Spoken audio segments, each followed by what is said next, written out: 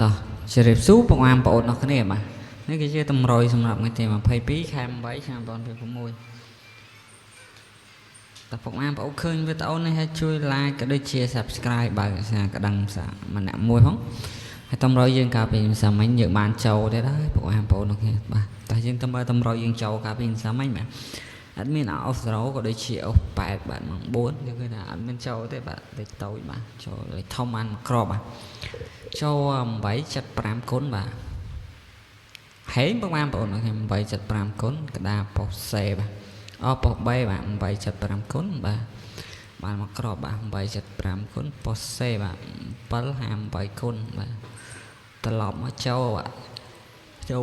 758គុណហេងបាទយ៉ាងយើងទៅមកម៉ោង6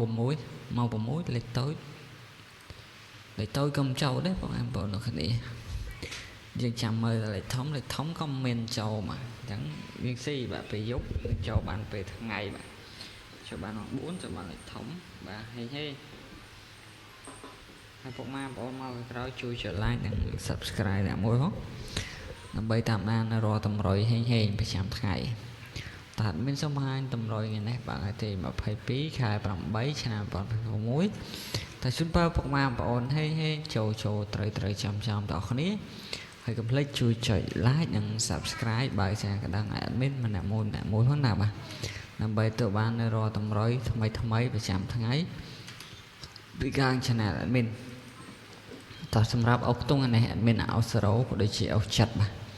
ពុកម៉ែបងប្អូនអាចលេខបានហើយត្រេ0យើងមាន0វន្តា08ចិត្តយើងមាន77បាទតោះហេហើយក្របធំយើងមាន78គុណនិង368គុណតោះជូនពរហេងអរគុណច្រើនជម្រាបលាបាយបាយ